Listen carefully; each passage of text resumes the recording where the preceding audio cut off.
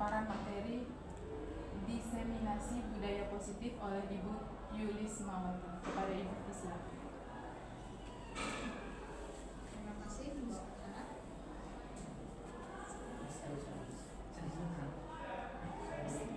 Assalamualaikum warahmatullahi wabarakatuh. Waalaikumsalam warahmatullahi wabarakatuh. Alhamdulillah, puji dan syukur kita ucapkan kepada Allah SWT yang telah memberikan kita kesehatan dan kesempatan sehingga kita bisa berkumpul sekarang dalam keadaan sehat walafiat. Salawat dan beserta salam tak lupa kita hadiahkan junjungan kita Nabi Muhammad SAW dengan mengucapkan Allahumma sholli ala Muhammad. Yang saya hormati Bapak Tiga Siahulu, Bapak Ibu Wakil Kepala Sekolah SMA Negeri 3 Siahulu, dan Bapak Ibu yang berkenan hadir pada hari ini. Terima kasih banyak atas supportnya. Semoga apa yang saya sampaikan hari ini bisa hanya berbagi, bukan berarti saya ini lebih pintar, bukannya Bu ya. Karena hanya sepengetahuan saya saja. Mungkin ada, kalau ada yang salah, yang apa, mohon nanti kita diskusikan. Adapun berdirinya saya di sini yaitu dengan tujuan untuk mengadakan diseminasi budaya positif. Sebenarnya beberapa dari kita sebenarnya sudah terbiasa dengan hal budaya positif karena kita rata-rata sudah sampai membuat aksi nyata pada disiplin positif. Itu bagian dari budaya positif. Oke, sebelum saya mulai, ini ada 2 buah pantun. Biarkan kayu menjadi abu, abu putih bagaikan susu. Terima kasih atas kehadiran Bapak dan Ibu. Tetap semangat, jangan lesu.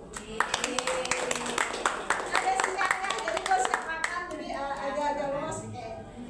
Konten yang kedua, melipat kain dipilah-pilah. Jumlahnya banyak, membuat lelah. Tanamkan disiplin positif di sekolah agar mutu pendidikan lebih berkah. Sebelum kita mulai, ini ada kesepakatan seperti kita di kelas juga ada kesepakatan dalam diseminasi kita juga ada konten. Yang pertama, berpartisipasi aktif selama diseminasi, kemudian menyampaikan pendapat dengan bahasa yang baik, mengikuti diseminasi sampai selesai, kemudian menonaktifkan atau menanyakan alih komunikasi. Ada kira-kira yang mau ditambahkan? Cukup? Kesepakatannya? Oke, kalau cukup, karena kita baru selesai makan ya. Ya, kita sholat juga, ya kita tes dulu konsentrasinya. Oke, kakak sudah berat-berat kan? Ini 1, yang ini 2, kalau yang ini 3. Ini 1, yang ini 2, kalau yang ini 3. Dan sambung dari apa yang saya katakan. Ini perintahnya sambung dari yang saya katakan. Yang ini 2.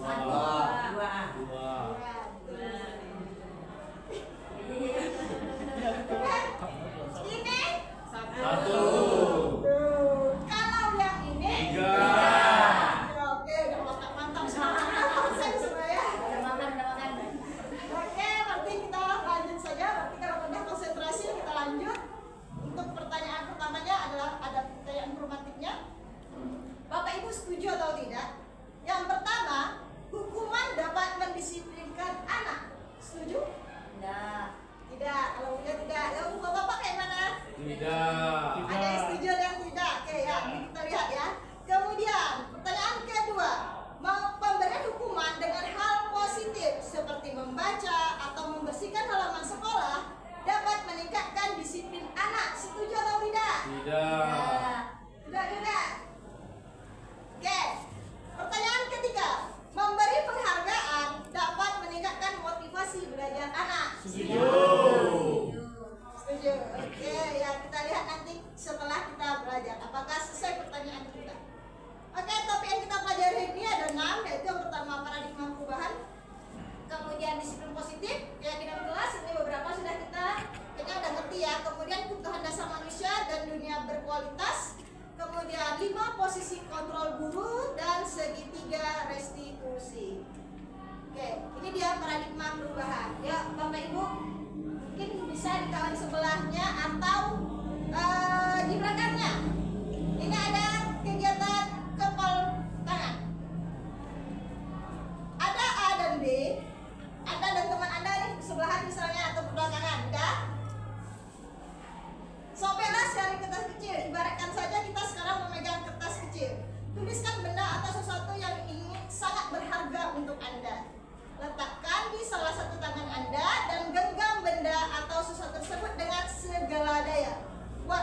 buah kepala. Gak bisa kita bayangkan ya? Ya. Oke. Teman B akan mencoba dengan sekuat tenaga dengan berbagai cara meminta Anda memberikan benda tersebut. B bisa membujuk, bisa mengancam, bisa mengharding, merayu, menyuap, apa saja agar dapat membuka kepalan tangan Anda. Udah? Ya, Bu Yeni sama siapa kira-kira kawannya? Brian di belakang. Oke. Mem sama udah. Sweet sama itu ya, Bapak juga. Dah? Sekarang siapa kira-kira yang mau usul? Dari Bapak dilihat. Awal dengan Munir. Pak Munir. Oke. Ya, jelas. Oke. Sekarang nih misalnya kita ada suatu kertas atau mau kita contohkan langsung? Boleh juga. Tulis tulisan pada kertas tersebut sesuatu yang paling berharga menurut kalian, menurut Bapak Ibu. Ya, kemudian kepalkan. Tugas kawannya kira-kira gimana caranya bisa dapat? Biar membuka. Iya. Ya, terserah ini salah satu saja. Siapa yang menulis, siapa yang membujuk. Atau mengancam pun boleh. Awas ya kalau nggak dikasih. Ada sama siapa? Sama Pak Bayu. Bapak Bayu di belakang. Berarti yang Pak Amar sama. Tahu ya sobo kalian. Robok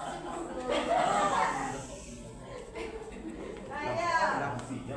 Pasti kita pegang papan pasang-pasangan nih. Yang paling berharga. Oke. Satu aja. Jadi salah Satu yang mengembang.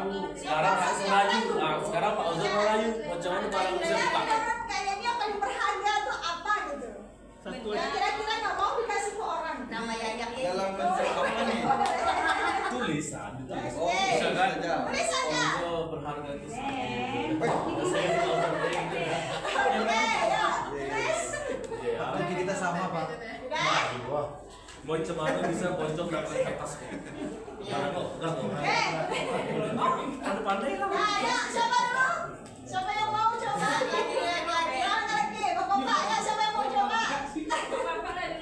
Bapak-bapak. Oke. Udah saya dulu ya. Oke, ya, silakan Pak Rais, gimana caranya? Merayu cowok. Ancam lah. Aku mujuk nabi kamu bagian itu. Paling berharga Pak Rais. Boleh. Boleh. Memuju, mengancam, menghati. Aduh, mungkin bisa. Aduh, makanya berbagai macam cara.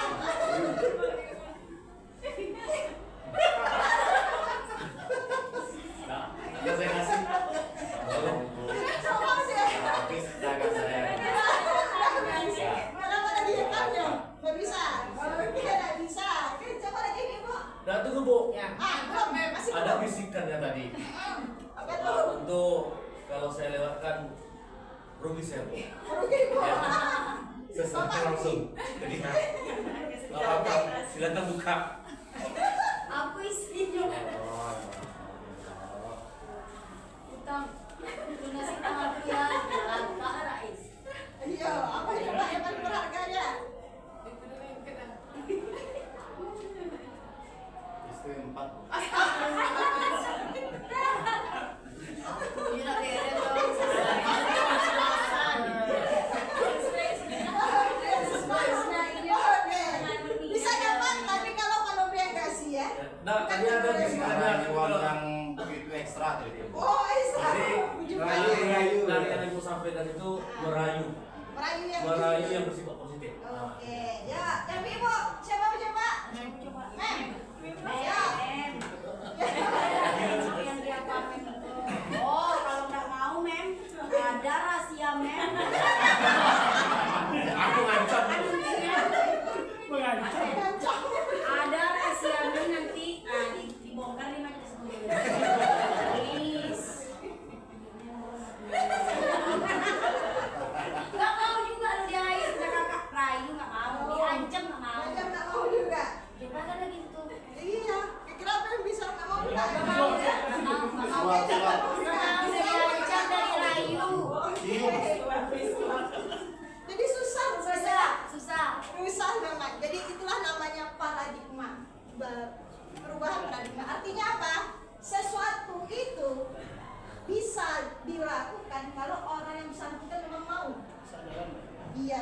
kesadaran ataupun intrinsik dari dalam diri kita. Jadi kita nggak bisa memaksa orang dan diajar Nggak mau, dirayu nggak mau, tapi kalau kadang dari Rayuan Bu. rayuan bisa ya. Karena iming-imingnya tuh. iming-imingnya itu karena memang Pertama sekali saya tapi melakukan sudah laki. dari motivasi Pak Nofri sendiri itu terjadi perubahan. Yang awalnya nggak mau tapi karena rayuan ada tindakan gitu. Intinya apa? Sesuatu itu tetap dari diri kita sendiri dulu mulai, baru itu bisa terjadi. Oke? Itu perubahan paradigma. Yang bisa kita ambil dari situ bahwa di mana perubahan paradigma atau trade control itu di mana ilusi guru mengontrol guru sebagai pengontrol murid. Itu seperti yang kita ketahui selama ini, ibaratnya murid itu seperti kertas kosong, terserah guru mau menulis apa. Ternyata itu salah. Mungkin si A tidak bisa, tidak punya bakat dia main voli, dipaksa seperti apapun bisa. Jadi murid itu bukan kertas kosong. Murid itu sudah punya, cuman kita yang menebalkan tulisannya lagi. Itu yang namanya guru mengontrol murid. Kemudian ilustrasi bahwa kritik dan membuat orang merasa bersalah dapat menguatkan karakter.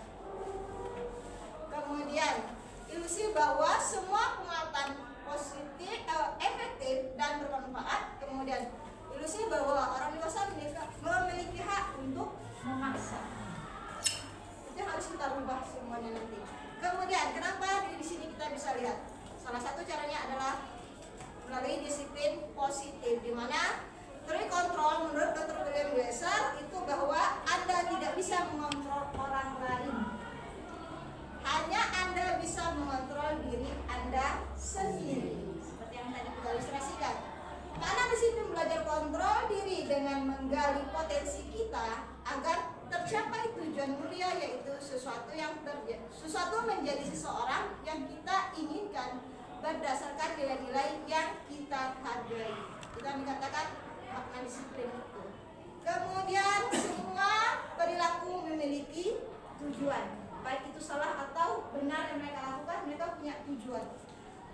Kemudian dari tujuan itu timbullah sebuah motivasi yang bisa dilakukan untuk menghindari hukuman.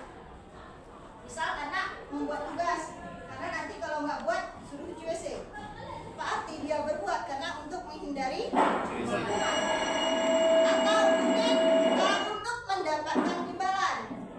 Siapa yang bisa menjawab? Ibu kasih 100.000. Berarti itu ya pasti berbuat karena imbalan. Kemudian dimana kalau berdua ini alasan mereka melakukan sesuatu, pasti sifat motivasinya adalah ekstrinsik dan luar. Dan apabila itu tidak ada, hukuman tidak ada, kemudian hadiah juga tidak ada, maka perbuatan itu tidak akan dilakukan lagi. Kemudian yang ketiga alasannya adalah untuk menghargai diri sendiri. Kemudian ini yang disebut dengan nanti timbulnya motivasi intrinsik, di mana dari menghargai diri maka timbullah nilai-nilai kebijakan, bahwa saya memang harus menghormati orang lain, bahwa saya meyakini bahwa kedamaian itu penting di kelas. Itu kemudian timbullah keyakinan kelas yang kita buat selama ini atau kesepakatan kelas awalnya sampai menimbulkan keyakinan kelas. Dengan sudah adanya keyakinan, tidak ada faktor luar itu tidak akan mempengaruhi, karena itu mereka melakukan sudah berdasarkan keyakinan mereka. Kemudian model berpikir itu menang-menang, kemudian kolaborasi dan konsesi menciptakan pilihan-pilihan baru. Ini 5 posisi kontrol guru. Yang pertama adalah sebagai penghukum. Artinya sama seperti tadi, siapa yang nggak PR cuci WC. Berarti posisi kita sebagai penghukum. Kemudian posisi kita sebagai pembuat rasa bersalah. Kamu nggak kasihan sama ibu, sehingga anak merasa apa? Mereka tidak berguna, tukang bikin masalah. Kemudian posisi sebagai teman. Kemudian posisi sebagai pemantau. Kita hanya melihat saja tanpa memberi solusi. Kemudian posisi yang paling bagus, posisi kontrol guru adalah sebagai manajer. Ini posisi yang paling bagus. Karena dengan posisi manajer kita bisa membuat anak itu saat melakukan kesalahan, kita membuat mereka bertanggung jawab terhadap kesalahan mereka. lakukan itu melalui yang namanya segitiga restitusi, di mana mekanismenya ada 3, yaitu menstabilkan identitas, bahwa mereka mengakui kalau yang mereka lakukan itu salah. Kemudian baru validasi kebutuhan, kira-kira kenapa mereka melakukan itu, tanya alasannya kenapa, dan menanyakan keyakinan mana yang mereka langgar. Kemudian realitas kebutuhan kita itu berbeda-beda. Kita berusaha memahami pandangan orang lain tentang dunia. Setiap orang memiliki gambaran yang berbeda. Itu yang disebut dengan kebutuhan manusia. Kebutuhan itu ada 5. Yang pertama, bertahan hidup. Kemudian penguasaan, kasih sayang dan merasa diterima, kesenangan dan kebebasan. Itu kebutuhan dasar manusia. Oke, makna disiplin. Selama ini disiplin itu sebenarnya bahasa dari disiplina yang artinya belajar. Disiplin bertujuan membuat orang menggali potensinya menuju sebuah tujuan apa yang dia hargai. Ini sebenarnya tujuan dari disiplin. Namun di kita, disiplin itu sering disalahartikan menjadi sesuatu yang dilakukan kepada seseorang itu untuk mendapatkan kepatuhan, sehingga sifatnya memaksa. Padahal disiplin itu tidak seperti itu sebenarnya, maka muncullah istilah disiplin positif itu. Oke, kemudian nilai-nilai kebajikan. Nilai-nilai kebajikan universal adalah sifat-sifat positif manusia yang merupakan tujuan mulia yang ingin dicapai setiap individu. Nilai-nilai tersebut bersifat universal dan lintas bahasa, suku bangsa, agama maupun latar belakang. Yang tadi kita bilang bahwa setiap pelaku itu memiliki tujuan, itu menurut William Glasser. Kemudian dengan mengaitkan nilai-nilai kebajikan yang diyakini seorang, maka motivasi intrinsik akan terbangun sehingga menggerakkan motivasi dari dalam untuk mencapai tujuan mulia yang diinginkan. Nilai kebajikan yang dicapai oleh setiap anak Indonesia dikenal dengan profil pelajar Pancasila. Tujuan akhirnya kita ke situ, yaitu yang pertama, beriman dan bertakwa kepada Tuhan Esa dan berakhlak mulia, kemudian mandiri, bernalar kritis, berkeadilan global, bergotong royong dan kreatif. Itulah tujuan akhirnya. Oke, dari motivasi itu pertama untuk menghindari ketidaknyamanan atau hukuman. Misalnya apa yang akan terjadi apabila saya tidak melakukannya. Ini bersifat motivasi eksternal. Kemudian mendapatkan imbalan yang kita bahas tadi juga, ini juga motivasi eksternal, tapi untuk menghargai diri dia sendiri. Mungkin yang tanya, saya akan menjadi orang seperti apa apabila saya melakukannya. Itu berarti yang muncul adalah motivasi internal. Itu yang tujuan dari disiplin positif itu ke situ. Kemudian merdeka. Menurut Ki Hajar Dewantara, merdeka itu artinya tidak hanya terlepas dari perintah, akan tetapi juga cakap kuat pemerintah diri sendiri. Artinya ini bisa dilakukan kalau kita sudah punya motivasi internal itu sendiri. Kalau tanpa itu kemungkinan ini tidak akan bisa dilakukan. Karena memerintah orang lain mudah, tapi memerintah diri sendiri bisa sulit. Oke. Kemudian ini judulnya agak lain ya, dihukum oleh penghargaan. Ini penghargaan itu sifatnya hukuman ya. Oke, coba kita lihat bahwa penghargaan berlaku sama dengan hukuman. Dalam arti meminta atau membujuk seseorang melakukan sesuatu untuk memenuhi suatu tujuan tertentu dari orang yang meminta atau membujuk. Dorongannya eksternal dan akan ada faktor ketergantungan. Jadi menghargai hukumannya di situ menyebabkan ketergantungan. Saat tidak ada penghargaan, tidak ada reward, maka ya tidak ada lagi. Makanya dikatakan situ dihukum. Kemudian beberapa dampaknya itu menurut Ravencroft bahwa yang pertama, pengaruhnya hanya jangka pendek, jangka panjangnya mereka tidak akan mau lagi. Kemudian penghargaan itu bersifat hukuman kita jelaskan tadi. Kemudian penghargaan mengurangi ketepatan, penghargaan tidak efektif, penghargaan merusak hubungan karena akan timbul kerugian sosial di antara kawan-kawannya. Kemudian penghargaan menurunkan kualitas, kemudian mematikan kreativitas karena hanya berdasarkan standar yang telah ditetapkan saja. Kemudian penghargaan mengurangi motivasi intrinsik anak.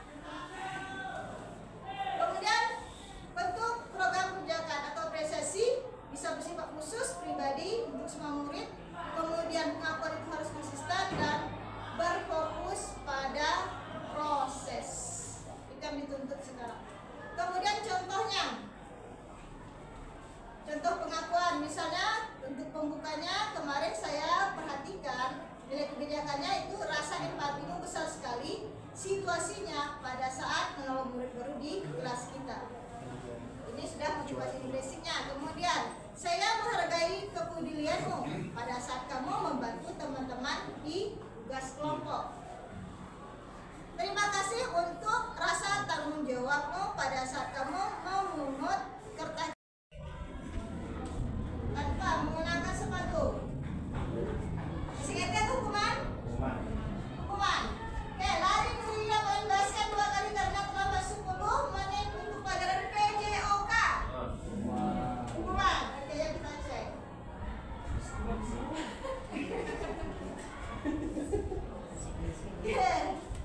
Spesies itu kalau PJOK. Kan sesuai dia dengan bidang studinya.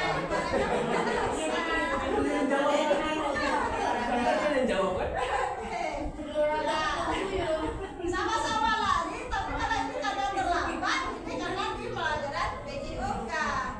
Jadi lari di sini sebagai salah satu kegiatan dari PJOK, maka itu jatuhnya ke konsekuensi. Jadi kalau sesuatu itu linear, dia maka masuk ke konsekuensi. Kemudian ini perbedaannya.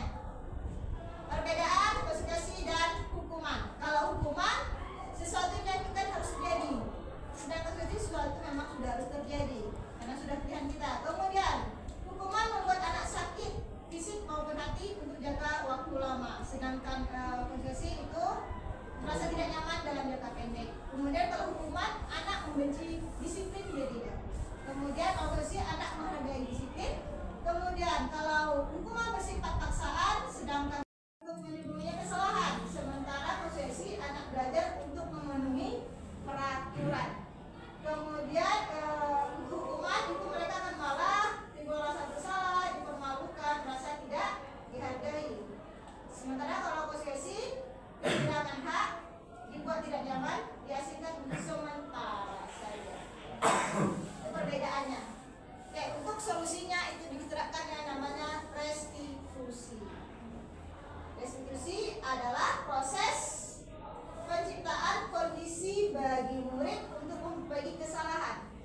Jadi bukan lewat hukuman, tapi lewat restitusi, sehingga mereka bisa kembali pada kelompok mereka dengan karakter yang lebih kuat. Berarti memperbaiki kesalahan mereka sendiri atas kesadaran mereka sendiri. Itu intinya di situ. Kemudian restitusi juga proses kolaborasi yang mengadakan murid untuk mencari solusi untuk masalah mereka. Jadi masalah yang mereka lakukan, solusinya dicari sama-sama. Karena hukuman itu bukan solusi sebenarnya. Kayak tadi kalau seandainya tumpahan atau merobek buku kawan, hukumannya lari, itu tidak menjadi sebuah solusi. Tapi hukuman apa solusinya apa? Mengganti buku kawannya.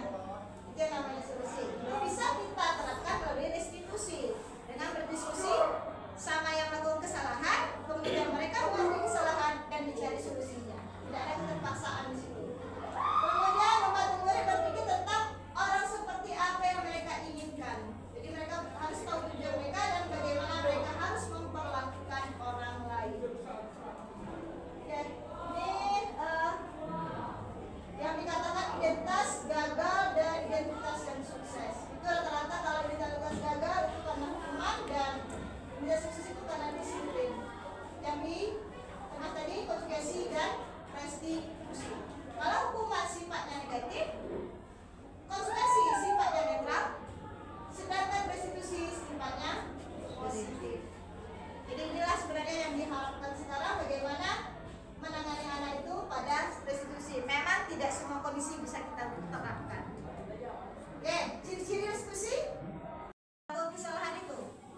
Kemudian restitusi mencari kebutuhan dasar yang mendasari tindakan. Karena kita tahu tadi ada 5 kebutuhan dasar manusia. Jadi pasti dasarnya di situ mereka melakukan kesalahan itu. Kemudian restitusi tidak adalah cara yang paling baik. Kemudian fokus pada karakter bukan tindakan. Kemudian restitusi fokus pada solusi, tidak menyalahkan dari kesalahannya. Kemudian restitusi mengembalikan murid berbuat salah pada kelompoknya. Jadi mereka tidak terasingkan kembali ke kelompoknya karena sudah membuat kesalahan. Kemudian keyakinan kelas ini sebenarnya sudah sering kita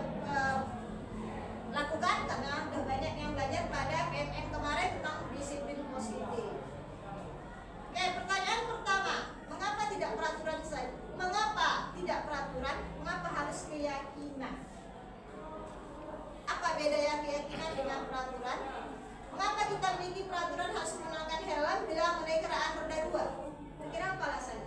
Untuk menghindari benturan kepala. Benturan bola berarti lebih pada keselamatan.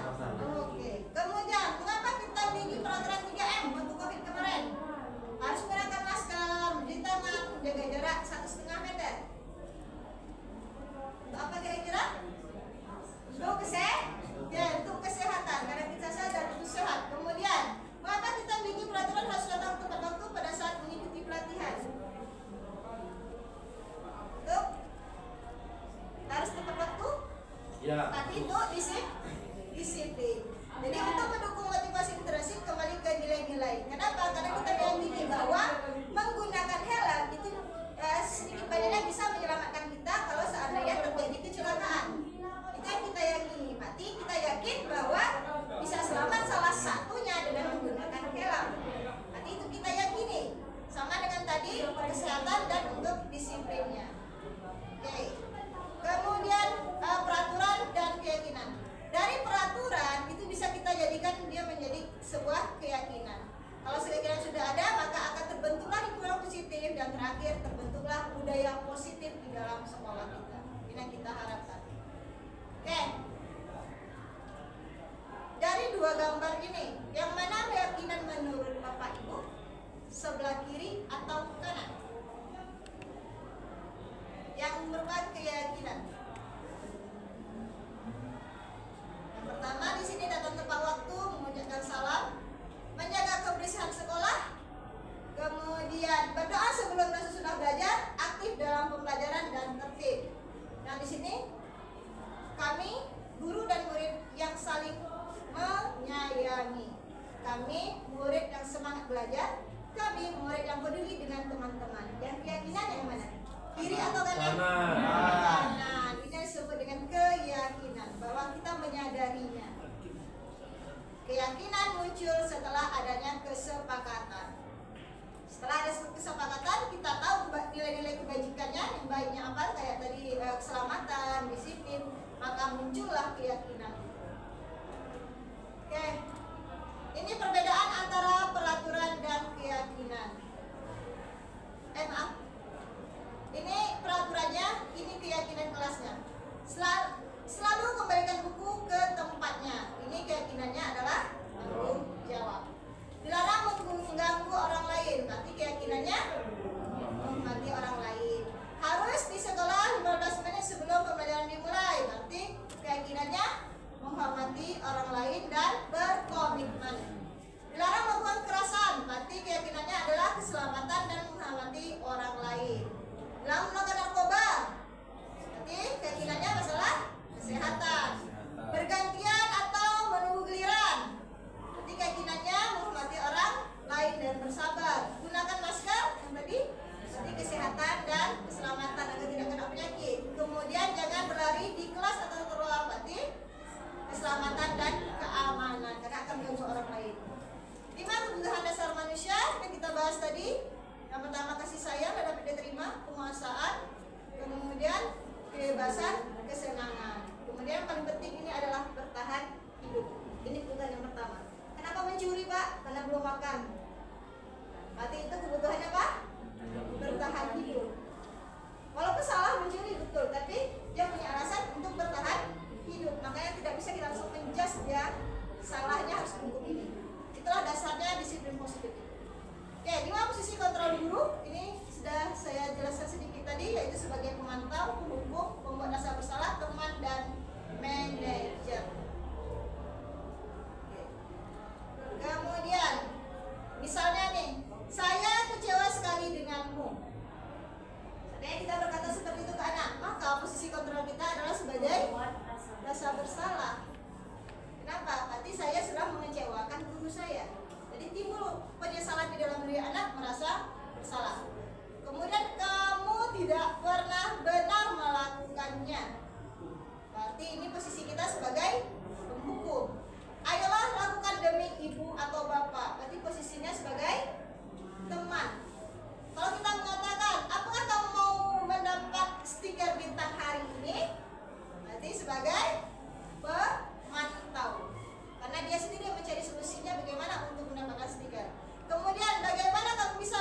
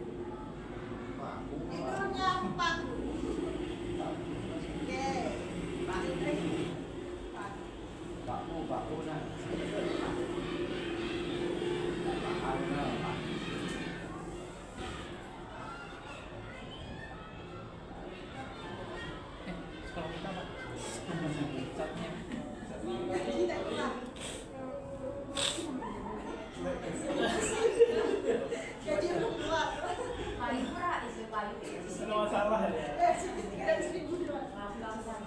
Masalah keluarga ya. Ayo istri pula kan. Kalau dari bantu dia Nggak bapak. dibayar.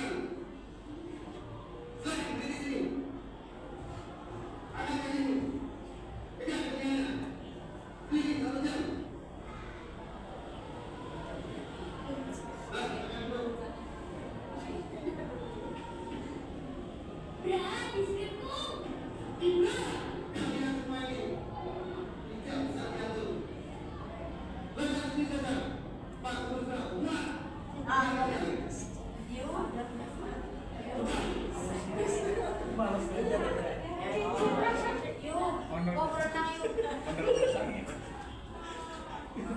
Tiga kan gitu ya.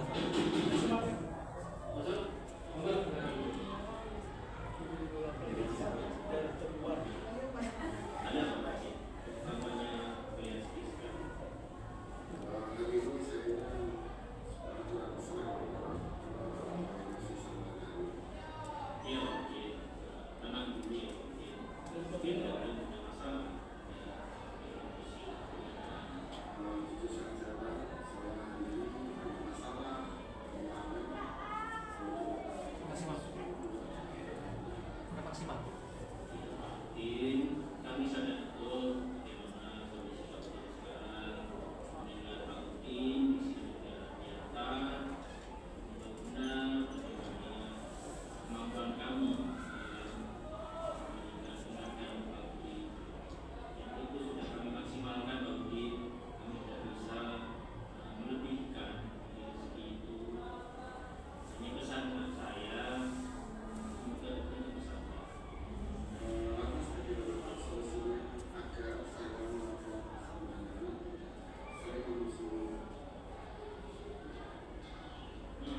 Ini Pak Udi, biar mendengar itu ada papan lain. Setiap kali Pak Udi merasa emosi, meluapkan amarah, silakan kita emosi. Udi bisa ke belakang, ambil palu dan paku. Setiap Udi marah, lampiaskan satu. Sekali lagi.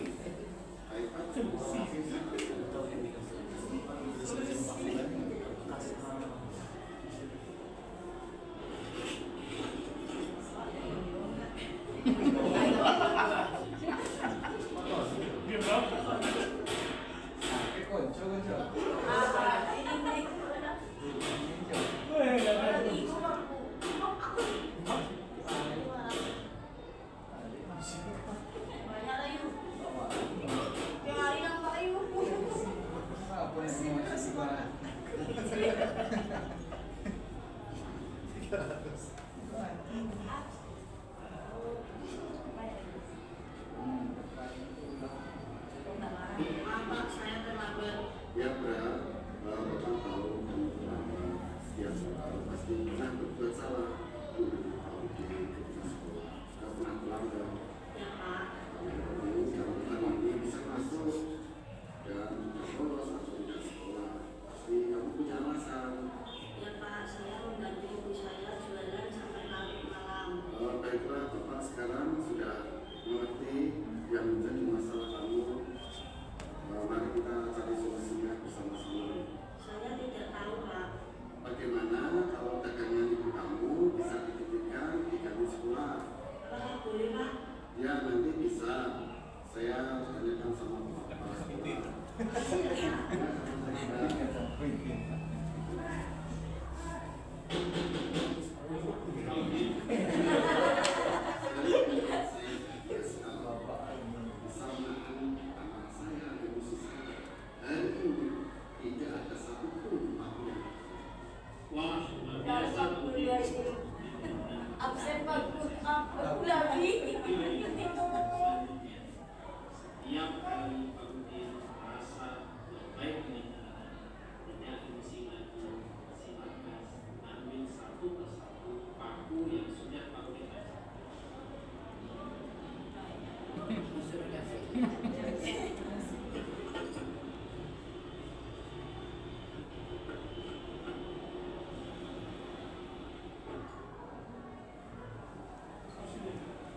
kecil.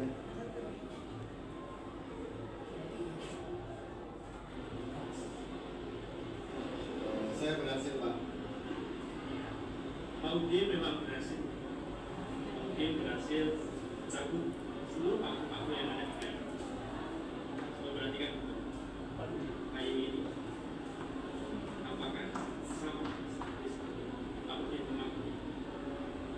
Banyak sekali lubang-lubang yang tersisa pada paku. Itulah yang dirasakan anak-anak. Ini kalimat kata-kata yang sudah kita keluarkan untuk membekas pada hati mereka. Dan sampai kapanpun itu akan selalu diingatkan.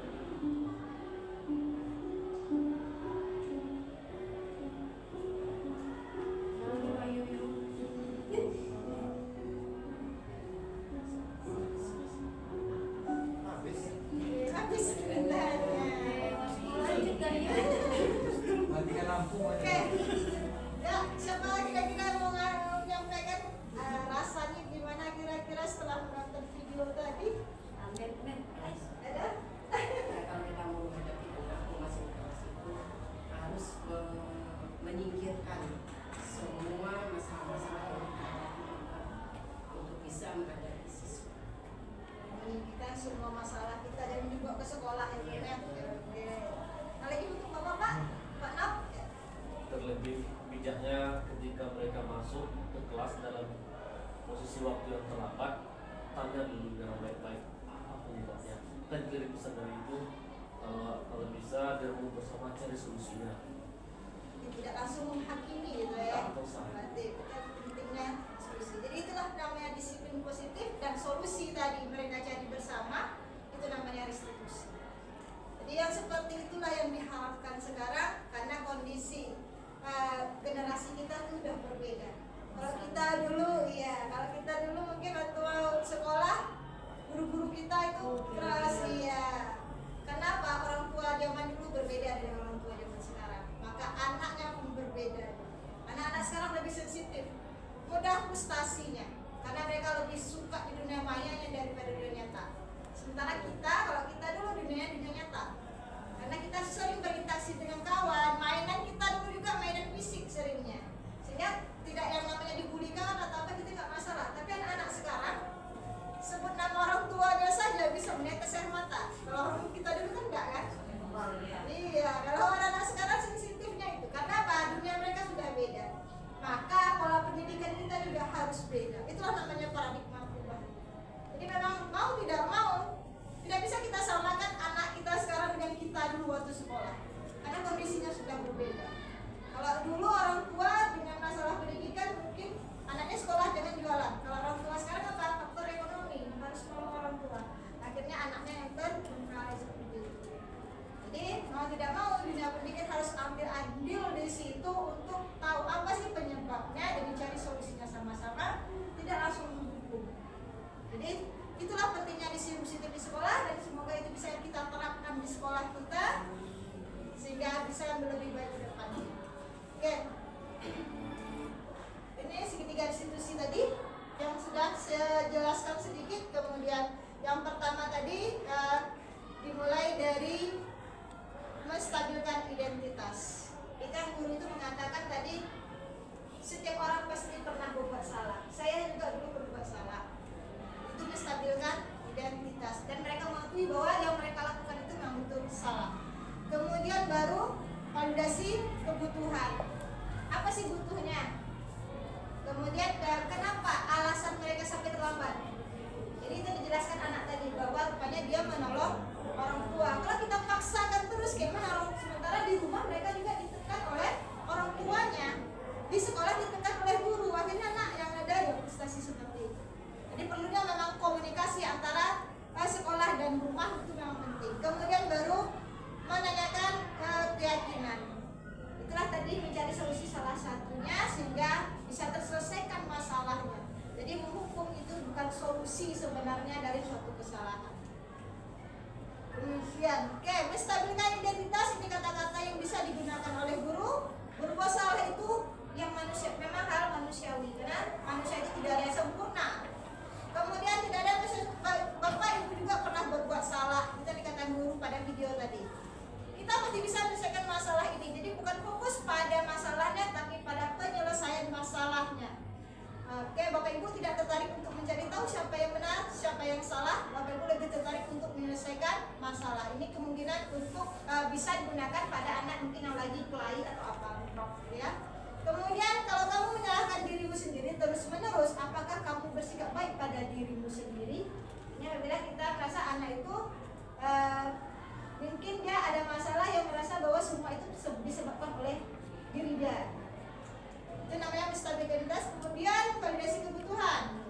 Guru bisa saja melakukan hal, kamu bisa saja melakukan hal lebih buruk, tapi kamu tidak melakukannya. Dan kalau yang tadi mengatakan bahwa alhamdulillah kamu masih bisa datang walaupun terlambat. Itu namanya validasi kebutuhan. Kemudian kata-kata yang bisa digunakan guru, kamu pasti punya alasan mengapa melakukannya. Apa yang penting bagimu? Kamu boleh tetap berusaha menjaga sikap itu, tapi tambahkan sikap yang lain yang baru. Maukah kamu belajar cara lain untuk mendapat apa yang kamu butuhkan tanpa harus memukul? Apakah kamu bisa melakukan dengan lebih baik besok lagi? Ini kata-kata untuk validasi kebutuhan. Kemudian menanyakan keyakinan. Guru bisa berkata, apakah nilai yang dipercaya di kelas atau sekolah kita? Ini kalau memang di sekolah kita sudah mempunyai keyakinan sekolah. Selama ini kita baru sampai ke keyakinan kelas. Ya, dari sekolah kita belum ada. Moga ke depan bisa terbentuk seperti itu. Ya Pak? Oke. Kemudian nilai-nilai usaha apa yang telah disepakati? Kelas yang ideal itu seperti apa? Kemudian kamu ingin menjadi anak seperti apa? Apa yang kamu rasakan ketika kamu melakukan itu? Kamu menjadi orang yang seperti apa nantinya? Itu menanyakan keyakinan. Kemudian ini intervensi 30 detik. Ini intervensi ini membantu murid kembali ke tujuan semula dengan cukup singkat dan dengan cara non-afirmatif. Pertanyaan yang bisa dikemukakan oleh seorang pemantau dan manajer itu pertama, apakah kamu ingin berbuat lebih baik? Ini intervensi detik pertama kita menangani anak itu. Kemudian apakah saat ini kamu sedang menjadi orang yang sedang kamu inginkan? Apakah kamu mengubah kegiatan atau perilaku kamu saat ini menjadi sikap yang lebih membantu? Apakah wajar membuat kesalahan? Bisakah kita memperbaikinya? Apa yang kamu lakukan saat ini sesuai? Kapan kamu siap untuk memulai? Peraturannya apa? Kemudian sepertinya kamu punya masalah, saya bisa bantu apa? Kemudian saat ini kamu seharusnya berbuat apa? Apa yang bisa saya bantu agar kamu bisa melakukannya? Apa yang saya bisa bantu? Apakah tugas kamu saat ini?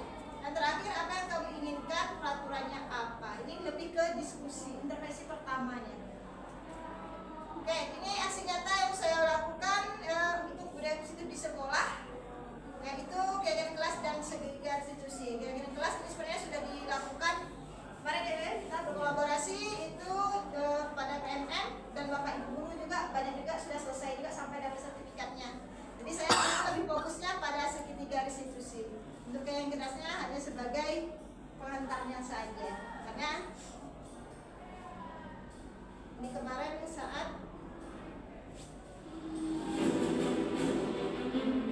slide-nya saja kalau punya kelas, karena kita udah lakukan semuanya.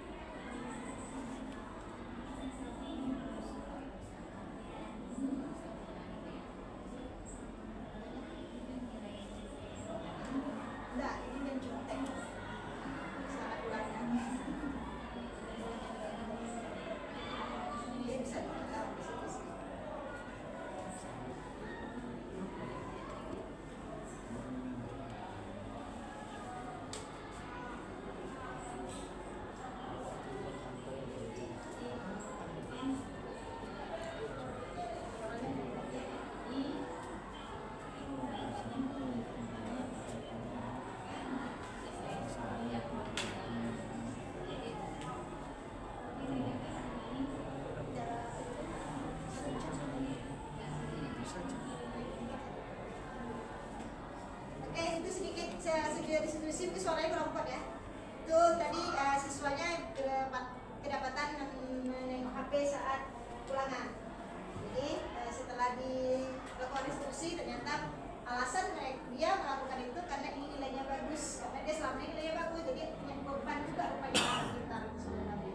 Bagaimana ada nilainya tidak anjlok lagi, jadi alasannya seperti itu. Jadi memang kalau yang namanya salah satu kalau kompetensi itu dilarang itu salah satunya kan, dan dilarang sih, disarankan jangan kompetensi itu salah satunya menyebabnya, apalagi kalau sifatnya internal. Oke itu yang bisa saya sampaikan untuk budaya positif kita pada hari ini. Oke, sekarang saya minta refleksi Bapak Ibu dari yang pemaparan kita dari pertama tadi, paradigma perubahan sampai sekarang. Kira-kira apa sih yang Bapak Ibu dapatkan? Perubahan pemikiran apa, ilmu yang bisa didapat, dan bagaimana perasaan Bapak Ibu saat ini? Silakan ditulis dan kita terangkan.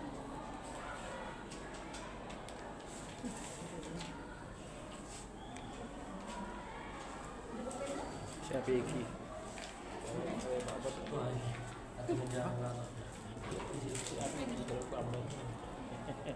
Bu banyak paman. Apa? Mau nggak?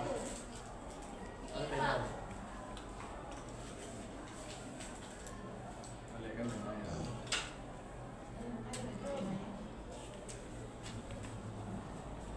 Apa kira-kira yang didapat hari ini?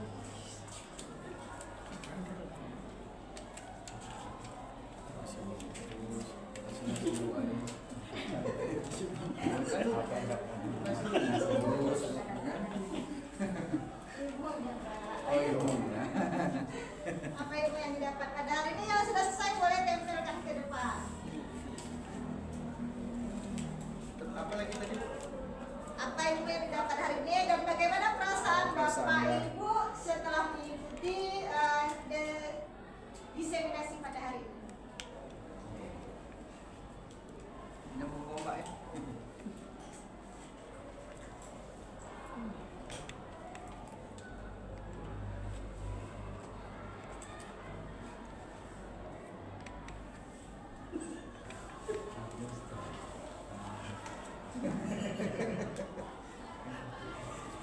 Jadi dia dapat.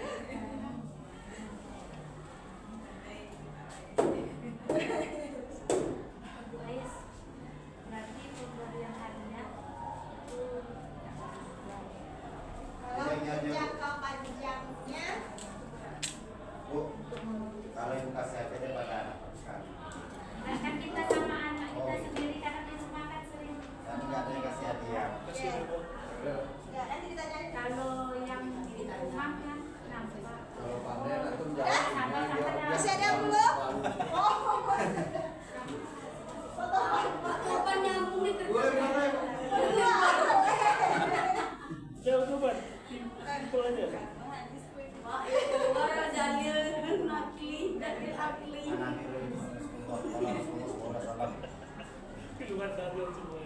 Selamat dunia, selamat akhirat ya Pak. Robbana atina Pak. Bila saya mencakup bila Pak. Selamat dunia dan selamat akhirat aku ini carilah. Robbana atina dari hasanah. Orang berikut ke Epatopan apa ya? Benar masuk masih tadi.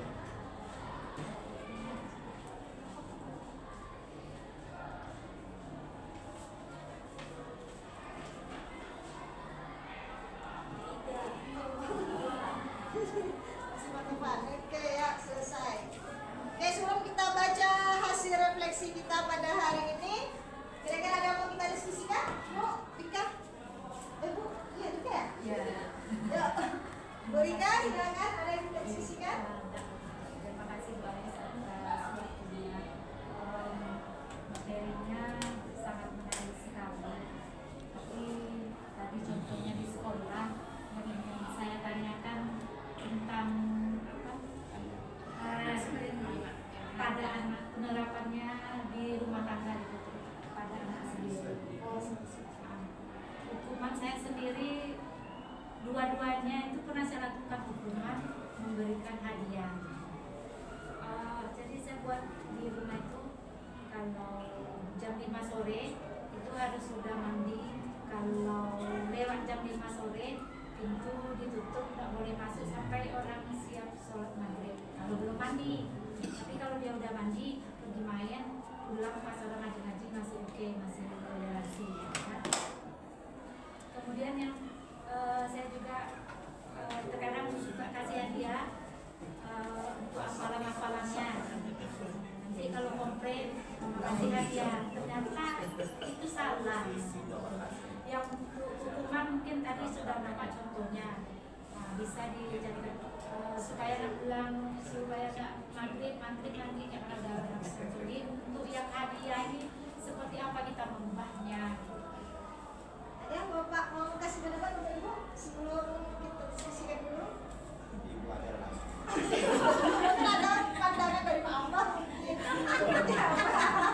Oke, terima kasih Bu Rika. Tadi yang pertama yang sudah memang segitiga diskusi ini kita sebenarnya betul tidak fokus kita hanya ke siswa kita. Memang lebih utamanya sebenarnya ke anak kita sendiri karena kemarin kan kayak bagaimana posisi kita sebagai orang tua terhadap anak kita. Sering kita memang betul penghukum sering kita lakukan di sana karena kita dulu pun dididik seperti itu ya. Harus gini akhirnya bisa gitu. Tapi ya kemarin kita generasinya sudah berbeda. Jadi dengan mengetahui ilmu ini tidak ada salahnya kita mencoba untuk menerapkan karena kita lihat mungkin karena posisi menghukum kita dulu jadilah kita produknya seperti sekarang apa-apa harus dihukum baru kita melakukan gitu. Jadilah timbullah di dalam diri kita sendiri berarti saya terbentuk dari hukum.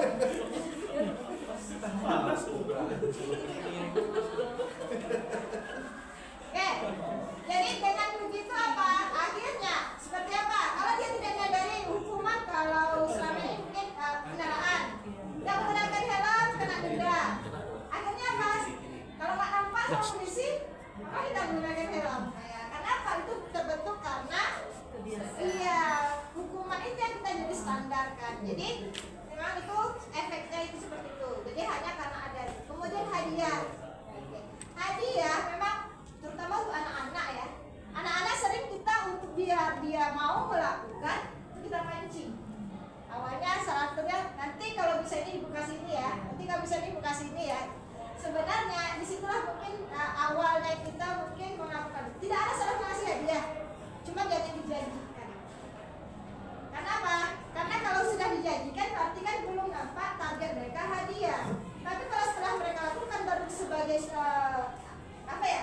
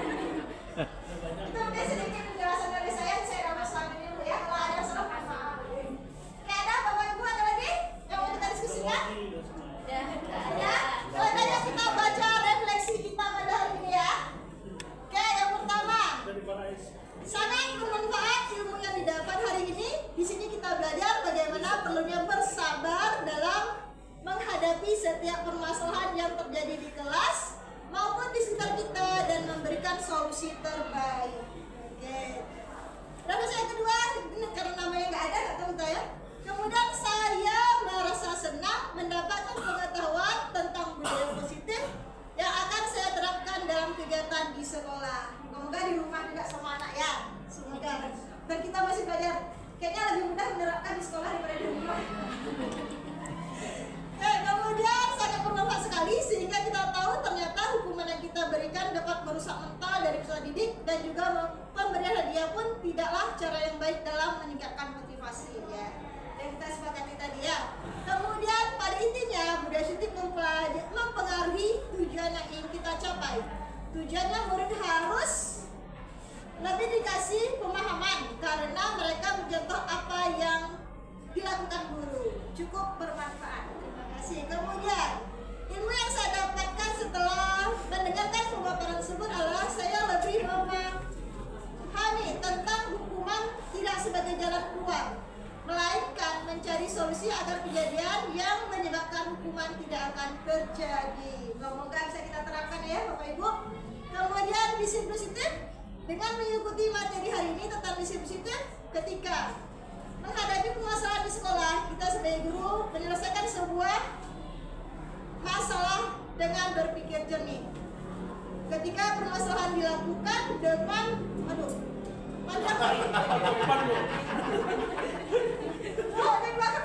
dengan institusi, yaitu mengajak berpikir kritis dalam menyelesaikan masalah sehingga solusi untuk mendapatkan keyakinan. Oke, itu dari Pak Topan bukannya ya.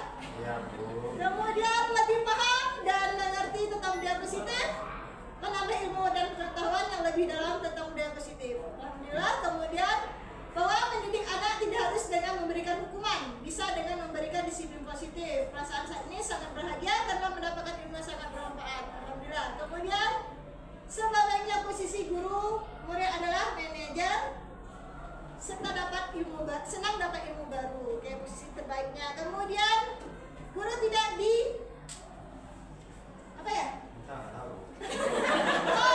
guru tidak diktator. Kemudian tidak seperti siswa yang salah. Dengan pola positif siswa mempunyai kepercayaan dan keyakinan diri sendiri. Oke. Kemudian ilmu yang saya dapat pada hari ini sangat bermanfaat. Hukuman yang selalu diberikan oleh anak ternyata tidak tepat. Jadilah belajar buat anak murid kita. Kemudian fokus pada pemecahan masalah, bukan siapa yang salah. Oke, bukan siapa yang salah. Terakhir, perubahan dalam menghadapi anak untuk menjaga dan menghormati ketika suatu kesalahan tidak sengaja dilakukan. Kemudian mencari solusi terbaik dalam menyelesaikan masalah sama anak. Kemudian berusaha menjadi manajer di kelas dan di sekolah. Itulah refleksi pada hari ini. Moga-moga dengan adanya sedikit ilmu yang diberikan bisa bermanfaat Bapak dan Ibu dan bisa kita terapkan di sekolah kemudian hari agar mutu pendidikan kita di sekolah ini lebih baik ke depannya. Amin. Dan semoga anak didik kita akan terbentuklah karakter-karakter yang kita harapkan bukan hanya di sekolah, kita biasakan di sekolah dan moga-moga bisa terbawa sampai mereka di luar nantinya saat berkecimpung di masyarakat. Nah, kebetulan tadi saya baca sebuah tulisan. Memang dari zaman dahulu pun saat zaman Nabi saja berbuat kesalahan, mereka mengakui kesalahannya dengan misalnya nih contoh yang ada di dalam Al-Quran itu Nabi Nuh yang dimakan ikan paus, Nabi Yusuf. Nabi Yunus dimakan ikan paus, dia tidak menyalahkan yang mau cabut undian, tidak menyalahkan umatnya, tapi dia menyalahkan diri sendiri. Berarti sadar dengan kesalahannya dan dia beristighfar terus-menerus untuk memperbaiki kesalahannya. Jadi sesuatu itu bisa diperbaiki karena apa? Kalau dia memang sadar bahwa dia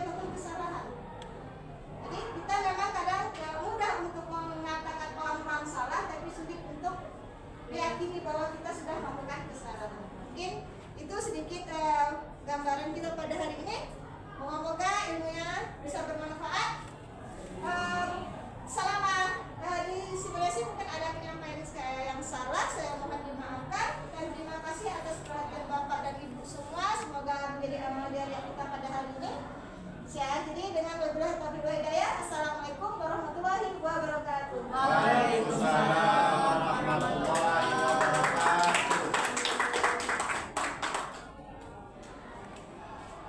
Terima kasih kepada Ibu Yulismawati yang telah menyampaikan materinya. Semoga apa yang kita dapat kita terapkan di sekolah kita agar pendidikan kedepannya lebih baik lagi.